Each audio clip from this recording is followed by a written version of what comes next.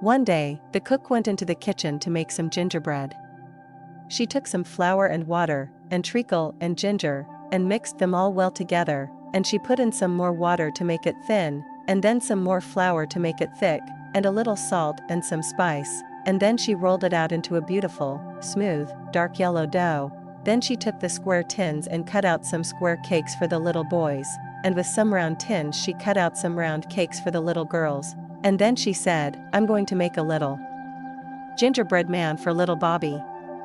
So she took a nice round lump of dough for his body, and a smaller lump for his head, which she pulled out a little for the neck. 2 other lumps were stuck on beneath for the legs, and were pulled out into proper shape, with feet and toes all complete, and 2 still smaller pieces were made into arms, with dear little hands and fingers. But the nicest work was done on the head, for the top was frizzed up into a pretty sugary hat, on either side was made a dear little ear, and in front, after the nose had been carefully molded, a beautiful mouth was made out of a big raisin, and 2 bright little eyes with burnt almonds and caraway seeds. Then the gingerbread man was finished, ready for baking, and a very jolly little man he was. In fact, he looked so sly that the cook was afraid he was plotting some mischief. And when the batter was ready for the oven, she put in the square cakes, and she put in the round cakes, and then she put in the little gingerbread man in a far back corner, where he couldn't get away in a hurry.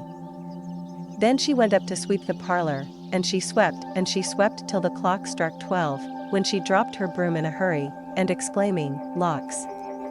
The gingerbread will be all baked to a cinder," she ran down into the kitchen, and threw open the oven door.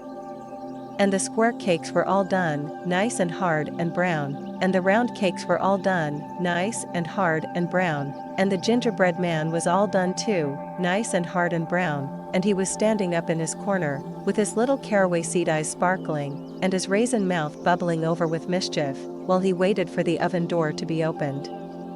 The instant the door was opened, with a hop, skip, and a jump, he went right over the square cakes and the round cakes, and over the cook's arm, and before she could say Jack Robinson, he was running across the kitchen floor, as fast as his little legs would carry him, towards the back door, which was standing wide open, and through which he could see the garden path. "Run, run, fast as you can. You can't catch me, I'm the gingerbread man." The old cook turned round as fast as she could, which wasn't very fast, for she was rather a heavy woman and she had been quite taken by surprise, and she saw lying right across the doorway, fast asleep in the sun, old Mouser, the cat. "Mouser, Mouser," she cried, "stop the gingerbread man. I want him for little Bobby." When the cook first called, Mouser thought it was only someone calling in her dreams, and simply rolled over lazily, and the cook called again, "Mouser, Mouser." The old cat sprang up with a jump, but just as she turned round to ask the cook what all the noise was about, the little gingerbread man cleverly jumped under her tail, and in an instant was trotting down the garden walk. Mouser turned in a hurry and ran after, although she was still rather too sleepy to know what it was she was trying to catch, and after the cat came the cook, lumbering along rather heavily, but also making pretty good speed. Now at the bottom of the walk, lying fast asleep in the sun against the warm stones of the garden wall, was Towser, the dog, and the cook called out, "Towser, Towser, stop the gingerbread man. I want him for little Bobby."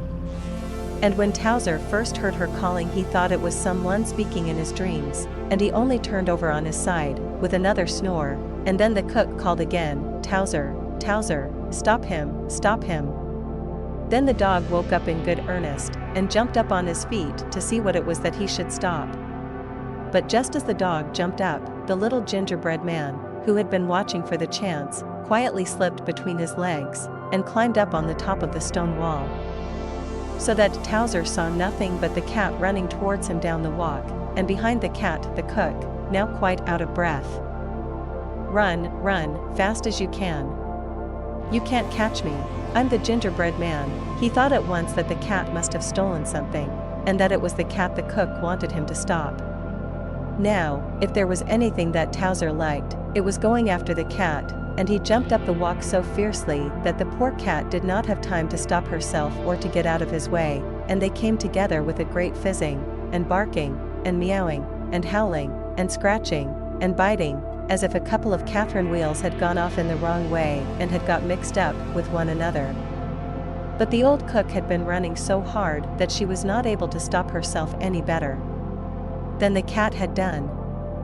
And she fell right on top of the mixed-up dog and cat, so that all three rolled over on the walk in a heap together, and the cat scratched whichever came nearest, whether it was a piece of the dog or of the cook, and the dog bit at whatever came nearest, whether it was a piece of the cat or of the cook, so that the poor cook was badly pummeled on both sides. Meanwhile, the gingerbread man had climbed up on the garden wall, and stood on the top with his hands in his pockets, looking at the scrimmage, and laughing till the tears ran down from his little caraway seed eyes, and his raisin mouth was bubbling all over with fun. Run, run, fast as you can. You can't catch me, I'm the gingerbread man. After a little while, the cat managed to pull herself out from under the cook and the dog, and a very cast down and crumpled up looking cat she was. She had had enough of hunting gingerbread men, and she crept back to the kitchen to repair damages. The dog, who was very cross because his face had been badly scratched, let go of the cook, and at last, catching sight of the gingerbread man, made a bolt for the garden wall. The cook picked herself up, and although her face was also badly scratched and her dress was torn, she was determined to see the end of the chase, and she followed after the dog, though this time more slowly. When the gingerbread man saw the dog coming, he jumped down on the farther side of the wall, and began running across the field. Now in the middle of the field was a tree, and at the foot of the tree was lying Jocko, the monkey. He wasn't asleep, monkeys never are, and when he saw the little man running across the field and heard the cook calling, "Jocko, Jocko, stop the gingerbread man," he at once gave one big jump. But he jumped so fast and so far that he went right over the gingerbread man, and as luck would have it, he came down on the back of Towser, the dog, who had just scrambled over the wall, and whom he had not before noticed. Towser was naturally taken by surprise, but he turned his head around and promptly bit off the end of the monkey's tail, and Jocko quickly jumped off again, chattering his indignation. Meanwhile, the gingerbread man had got to the bottom of the tree, and was saying to himself, "Now, I know the dog can't climb a tree, and I don't believe the old cook can climb a tree, and as for the monkey I'm not sure. For I've never seen a monkey before, but I am going up." So he pulled himself up hand over hand until he had got to the topmost branch. "Climb, climb, fast as you can. You can't catch me, I'm the gingerbread man." But the monkey had jumped with one spring onto the lowest branch, and in an instant he also was at the top of the tree. The gingerbread man crawled out to the furthermost end of the branch, and hung by one hand, but the monkey swung himself under the branch, and stretching out his long arm, he pulled the gingerbread man in. Then he held him up and looked at him so hungrily that the little raisin mouth began to pucker down at the corners, and the caraway seed eyes filled with tears. And then what do you think happened? Why, little Bobby himself came running up. He had been taking his noonday nap upstairs, and in his dreams it seemed as if he kept hearing people call little Bobby, "Little Bobby," until finally he jumped up with a start, and was so sure that someone was calling him that he ran downstairs, without even waiting to put on his shoes. As he came down, he could see through the window in the field beyond the garden the cook, and the dog, and the monkey, and could even hear the barking of Towser and the chattering of Jocko. He scampered down the walk, with his little bare feet pattering against the warm gravel, climbed over the wall, and in a few seconds arrived under the tree, just as Jocko was holding up the poor little gingerbread man. "Drop it, Jocko!" cried Bobby, and drop it Jocko did, for he always had to mind Bobby. He dropped it so straight that the gingerbread man fell right into Bobby's uplifted pinafore.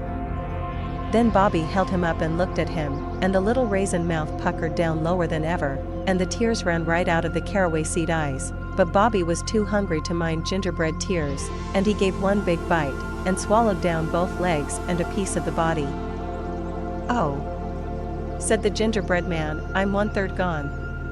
Bobby gave a second bite, and swallowed the rest of the body and the arms. "Oh," said the gingerbread man, "I'm 2/3 gone."